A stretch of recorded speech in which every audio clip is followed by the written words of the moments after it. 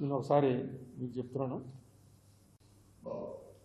మనకి ఇంత చేసి ఇప్పుడు బ్రహ్మాండంగా ఉంది పరిపాలన. వేళ ఏదో కృష్ణకుమార్ ఏదో పంపాడు, ఏంటది బొంబాయి నుంచో ఢిల్లీ నుంచో సముద్రంలో దుబాయ్కి వేసేస్తున్నట్ట. మీరు చూసారా? అది సముద్రంలోంచి దుబాయ్కి వేస్తున్నట్ట. ఒక వీడియో పెట్టాడు ఒక ఆయన, పెట్టి దాంట్లో గ్రాఫిక్స్ అన్నీ పెట్టాడు. అంటే మనం ఆ సముద్రంలో వెళ్తుంటే ఇలా అద్దంలో చూస్తే తిమింగలాలు, చేపలు అన్నీ కనబడుతుంటాయి ఆ ట్రైన్లో వెళ్తుంటే. మనకు నిద్ర వచ్చిందనుకోండి, అలా ఆటోమేటిక్గా ఆ సీటు పక్క కింద అయిపోతుంటాడు. ఏ సీటుకి ఆ సీటు ఎంత టెంపరేచర్ కావాలంటే అంత టెంపరేచర్ పెట్టుకోవచ్చు.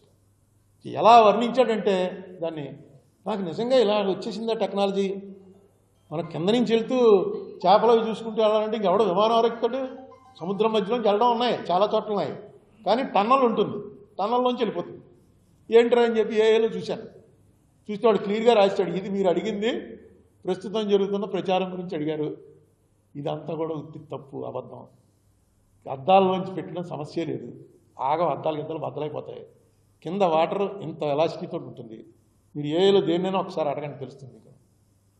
ఎందుకు ఈ కథలు ప్రచారం చేస్తున్నారంటే, మోదీ అన్నవాడు ఆయనే చెప్పాడు, నేను మామూలు మనిషిని కాదు, నేను దేవుడిని, నేను బయలాజికల్గా పుట్టలేదు, నేను దేవుడిని అని చెప్పాడు. ఆ ప్రచారంలోకి వచ్చేస్తున్నారు అందరూ, ఇది దేవుడే అన్నట్టు. ఇంత పూర్వం 2000 రూపాయల నోటు వచ్చినప్పుడు ఒకటి గుర్తుందా మీకు? ఆ 2000 రూపాయల నోటు మీద ఒక థ్రెడ్ అంటారు, ఏం థ్రెడ్ అది?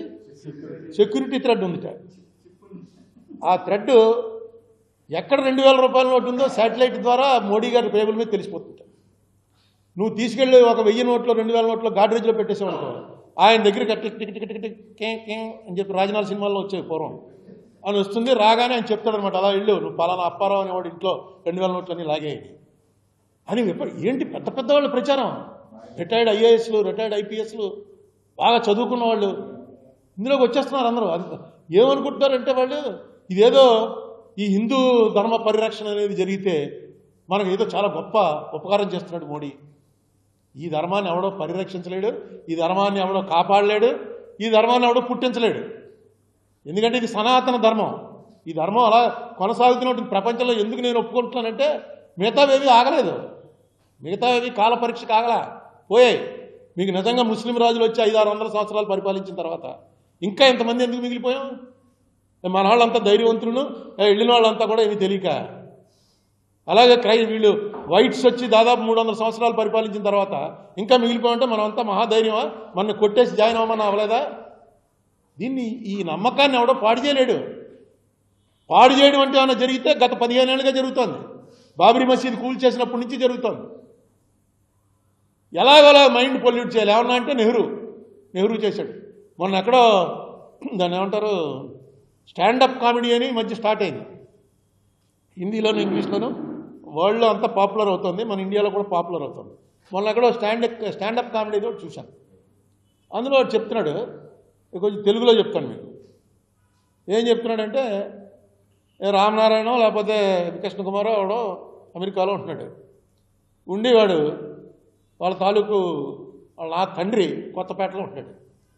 వాడి తండ్రి పేరు అప్పారావు. తండ్రి అప్పారావుకి వాడు ప్రతి నెల ఒక $500 పంపుతున్నాడు. వాడు $500 పంపేటప్పటికి $500 వచ్చి కొత్తపేటలో పలానా అప్పారావు అనేవాడి అకౌంట్లో పడాలి. అది ఏమైంది, ఆ కొత్తపేట రావులపాలెం దగ్గర కొత్తపేటకి అతను పంపుతుంటే స్టేట్ బ్యాంక్ ఆఫ్ ఇండియా వాళ్ళు రాజమండ్రి కొత్తపేటలో అప్పారావు అకౌంట్లో వేసేస్తున్నారు. రాజమండ్రిలో ఒక అప్పారావు ఉన్నాడు, కొత్తపేట ఉంది, ఫారెన్ చెక్ వస్తుంది, దీంట్లో పంపించేస్తున్నారు, ఇది వచ్చేస్తుంది. అక్కడ వాడు ఇది ఆడిట్లో తేలింది, ఇదేంటి ఈ చెక్కులన్నీ కూడా పలానా కొత్తపేట అప్పారావు అంటే ఈ అప్పారావు కాదు, వీడు తీసేసుకుంటున్నాడు, వాడేం మాట్లాడట్లేదు.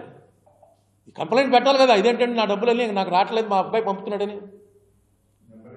ఏం చేశారంటే ఆడిట్ వాళ్ళు వచ్చారు.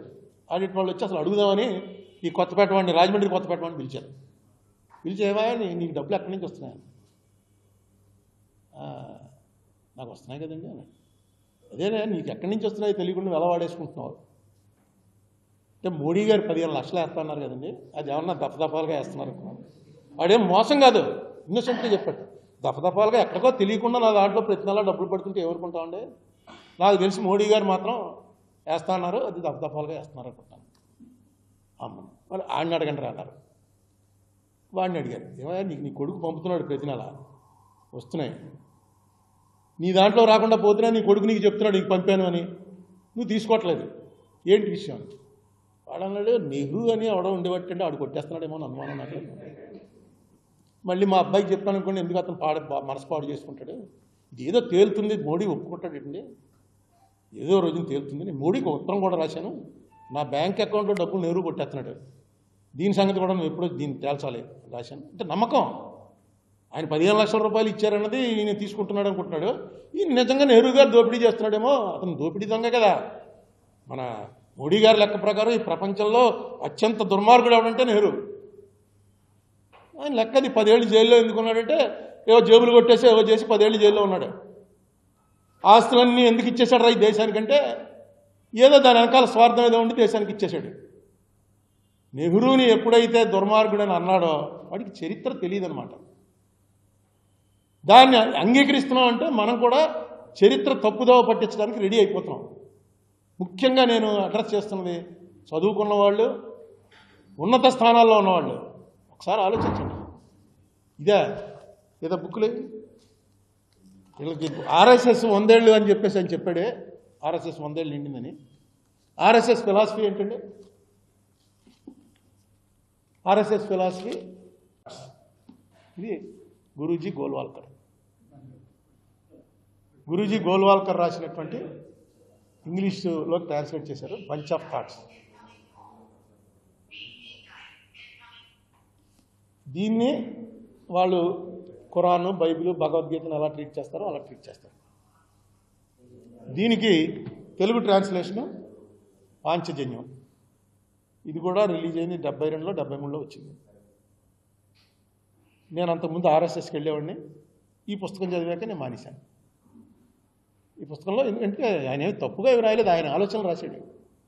ఆయన ఆలోచనలు ఈ దేశానికి సూట్ కావు అనేది ముఖ్యంగా ఏంటంటే ఆయన ఆలోచనలు ఈ దేశానికి సూట్ కావనుకున్నది. ఈ దేశంలో దేశద్రోహులు ఎవరంటే సోషలిస్టులు, క్రిస్టియన్స్, ముస్లిమ్స్. ఈ ముగ్గురు కూడా అంతర్గత శత్రువులు. వీళ్ళని ఈ దేశంలో ఉండనివ్వడానికి వీళ్ళు పోయినప్పుడే దేశం బాగుపడుతుందని రాశాడు. దాన్ని నేను అంగీకరించాను. ఎందుకంటే క్రిస్టియన్స్, ముస్లిమ్స్ అందరూ మన వాళ్ళు, మన బ్రదర్స్, మన జీన్స్. జెనెటిక్ టెస్ట్ చేయండి, మన జీన్స్ తోటే ఉన్నారు వాళ్ళను. వేరే దేవుణ్ణి పూజించినంత మాత్రాన వాళ్ళు వేరే అయిపోతే కానీ ఈ దేశం బాగుపడదు అన్నటువంటి కాన్సెప్టే తప్పు అనిపించింది నాకు. మీకు తప్పు అనిపించట్లేదు, మీకు అనిపించట్లేదు, వేరే విషయం. కానీ మెజారిటీ జనాలను ఆకర్షించేటువంటి ప్రయత్నం చేసినప్పుడు నిజంగా ఒక సనాతన ధర్మాన్ని ఫాలో అయ్యేటువంటి వ్యక్తిగా మీరు ఆలోచించండి. ఇది ఫ్యాక్ట్. ఇది తర్వాత మనందరికీ తెలుసున్న విషయం ఏంటి, అలెగ్జాండర్ దండయాత్రకు వచ్చాడు ఇండియా మీదకి. విశ్వవిజేత అలెగ్జాండర్ కథ మనందరికీ తెలుసు కదా. వచ్చేటప్పటికి పోరస్ అనేవాడు అక్కడ అడ్డుకున్నాడు, ఇద్దరికి యుద్ధం జరిగింది. పోరస్ ఓడిపోయాడు. ఓడిపోతే అలెగ్జాండర్ పోరస్ ధైర్య సాహసాలు చూసి లేదు నువ్వే రాజుగా ఉండిపో ఒక మాట అన్నట్టు. అది మరి ఎంత మటుకు ఇవన్నీ మనం చూసినవి కాదు, ఎప్పుడో క్రీస్తు పూర్వం వ్యవహారాలు. ప్రపంచంలో జరిగినటువంటి దీని మీద జరిగినటువంటి డిస్కషన్లో బయటకు వచ్చింది ఏంటంటే, పోరస్ అన్నవాడిని పట్టుకుని నిన్ను ఏం చేయాలని అడిగితే అలెగ్జాండర్ ఏం చేస్తావు, తోటి రాజు కింద చూడు నన్ను, చూస్తే లేకపోతే చంపేయనట్ట. చూస్తే నాకు సింహాసనం ఇచ్చి నన్ను కూడా రాజు కింద మాట్లాడలేక చంపేయనట్ట. అంటే అలెగ్జాండర్ ఏమి ధైర్యం రావిడదని చెప్పి నీ రాజ్యం నువ్వే ఎక్కువ అన్నట్టు అని మనం కథ. ఈయన ఏం చెప్తాడంటే, మన దేశంలో పర్వతరాజుల తాకిడి తట్టుకోలేక అలెగ్జాండర్ పారిపోతుంటే ఒక భారతీయ వీరుడి ప్రాణాంతకమైన చావు దెబ్బ నుంచి తప్పించుకోలేక వేరొక మార్గాన్ని వెళ్ళబోయి ఇరాన్ దగ్గర మరణించాడు. మన వాళ్ళు చాలా గొప్పవాళ్ళని మనం అనుకోవటంలో తప్పేం లేదు, చాలామంది అనుకుంటాం. కానీ ప్రపంచంలో ఒక చరిత్ర దీంట్లో ఉన్నప్పుడు ఆ చరిత్ర కాదండి మాది. యాక్చువల్గా అది ఎవరికీ తెలియదు. అలెగ్జాండర్ని మావాడు కొట్టితే చావు దెబ్బ దగ్గర పారిపోతే రక్తం కట్టి చచ్చిపోయాడు, అది ఫ్యాక్ట్ అని రాశాడు. దీంట్లో రెలవెన్సీ లేదు అసలు.